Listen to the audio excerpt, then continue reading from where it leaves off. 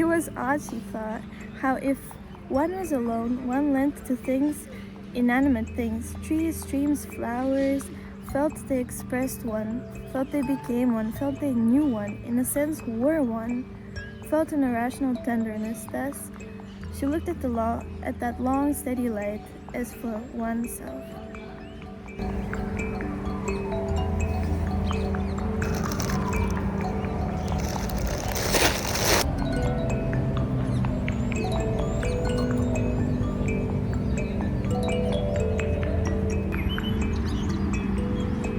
The weather is finally warm enough for me to go outside and read.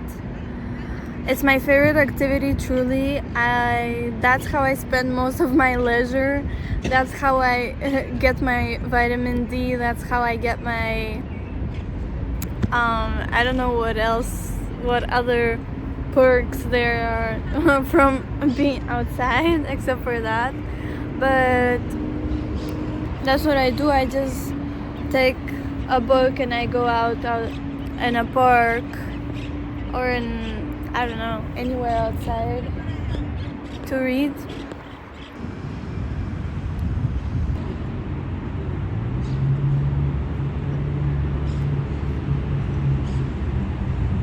I'm going to a vinyl store to get a vinyl from my brother because he found one that's in Madrid and he asked me to bring it. So I'm gonna do that. Maybe I'll go to a vintage store. I shouldn't, but maybe I will. Nobody can stop me. I have too much powers. Nobody's here to stop me except for my own mind. But I also have not been shopping in a very, very long time. So I feel like I can, if I want to, I can allow myself to go. But I don't know if I should allow myself. Yeah.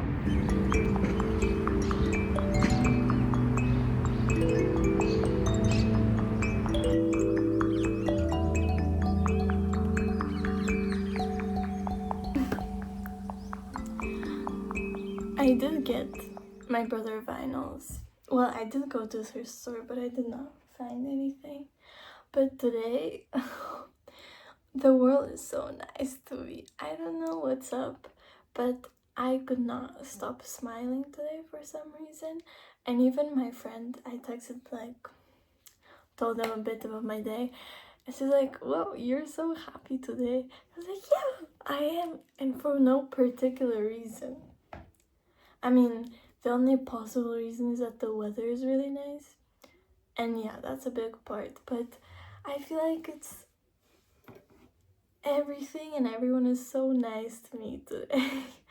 I had a wonderful barista who helped me choose my food because I couldn't choose, and I really appreciated it. Then I kept noticing some small moments just like around the people that were surrounding me that made me smile or laugh or just giggle. And I don't know why, but they were so cinematic in a way that I felt like I was being the film camera. Like my eyesight would zoom into certain characters and certain moments, and I was very, it's like, oh, okay. I don't know why. There was this really cool guy, I don't know how old, like maybe 40 to 50. I was in the train and we were making a stop, and then on the other side, and the guy was just listening to music and he was playing Imagine the guitar. And I found it so cool because it was like he was radiating sunshine, you know? He was radiating out of this world energy, and I was like, wow, he's really cool. Today is just a really good day. I don't know, I just kept like, I was walking on the street and I was like, there's a bird. And then I would start laughing. I don't know, maybe I'm crazy. Now I'm reading To the Lighthouse by Virginia Woolf. I have not read anything by Virginia Woolf. This is my first book by her. I kind of bought it knowing that I probably will like her writing and will like her books. And I'm really enjoying it. The only thing is that it's hard for me from the English perspective. Like sometimes I really get lost in the sentences because a lot of them are quite long and they have a lot of plot lines constructed into one sentence, so you kind of have to be very fast. But sometimes there's also some words that are probably just Old English as well, so I'm not very well familiar with them, so sometimes it's hard for me to figure out what I'm reading about. Plus there's a lot of characters. But sometimes I just get into a state where I'm picking everything up and I'm just inhaling the books. The book is really beautiful. Also, I feel like it will be the book that I will be able to reread many times in many years. And this one, even now that I haven't finished it, for some reason I'm feeling like this will be one of the books in my reread rotation when I don't know, around 40. I will still be reading this book. But it's really, the writing is gorgeous, absolutely gorgeous, that sometimes I'm just sitting and I decide, okay, this has to be read out loud. And I read out loud. I know it's also a really good thing and a really good skill to practice is to read out loud. And I sometimes do that. I'm just like, okay, I have to read it out loud again because I want to hear it. I want to hear it and read it. And I want to have like a multi-dimensional processing of that information. And it might be idea-wise, it might be just the way with what's her way of words with describing things and describing nature and describing sea especially. So it's really, really beautiful. I am also really excited to continue because for now there isn't a specific plot line. Like, you know that they will go to the lighthouse, or they're supposed to go to the lighthouse. And that there is this mystical kind of secretive image of the lighthouse, but you don't know anything in particular about the plot. It's mostly about the characters, which I also really, really enjoy. I mean, most of the books I've read are probably character orientated. Yeah, that's my reading, my book of now. Am I hungry? I don't understand.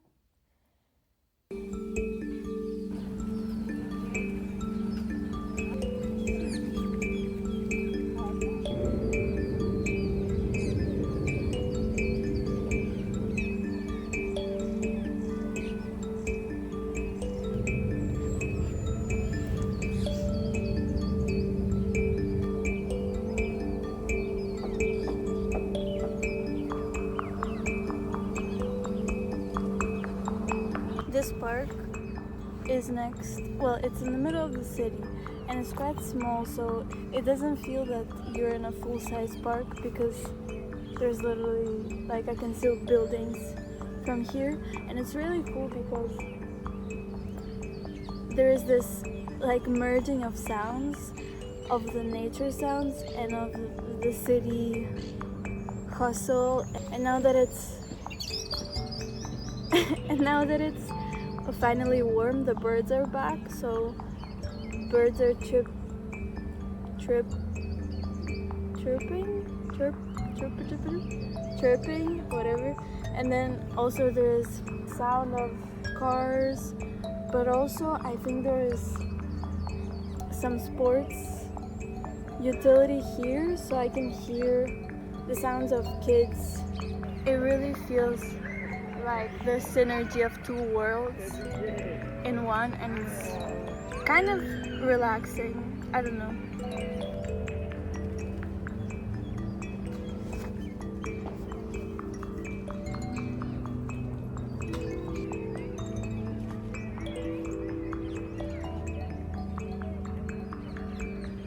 I went to pick up a book that I got of Vinted, and there's two main like points to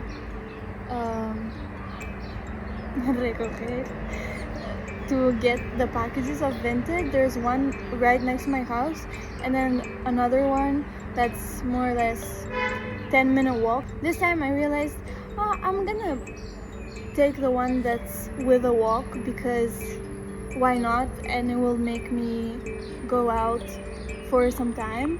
So I thought that was a good strategy, and I picked it out. I went to get my book, and the guy there, I guess he's the owner, I don't know, but he gave off owner energy. Well, I said my name, you know, whatever, and then he had like an incense going off, and I just commented that it smells really good in here. And then he asked for my name, and of course my name is not Spanish, it's Slavic surname and everything. And he asked, oh, where are you from? Blah blah blah. And he's like, oh, I'm Russian. It's like, oh my god, I've been to Russia 4 times. And we started talking about like the places that he went to and where he's been and how he liked the food, and we had this wonderful conversation for a solid 10 minutes, I don't know, of just his trips. It's like pretty uncommon of when people actually have been to Russia. Like there's a lot of the times when I say I'm Russian, and except for if we take out the political factor of that, because most of the time that's my starter point. Well, that's one of the first or second things people start to talk about when I say that I'm Russian, is that they start talking about the war, which I guess it's not very common to have it as the first topic when you say your nationality. And so usually they just say, oh, I would love to go there when everything ends, blah blah blah. And it's really rare when people actually have been. The guy was so incredibly nice. He was so sweet, and I love when this happens, when just there is a random conversation emerges from basically nothing, because I could have just like not said anything about the smell. He could not have said anything about where I was from, and it was really really nice. And I love talking to strangers, and I feel like I don't do that enough, so I'm really glad I made an extra 10-minute walk, and I will from now on every time. I will go and visit him now every time I get a Vinted package, every time I sent one, I'll be there. He was so sweet, oh my god.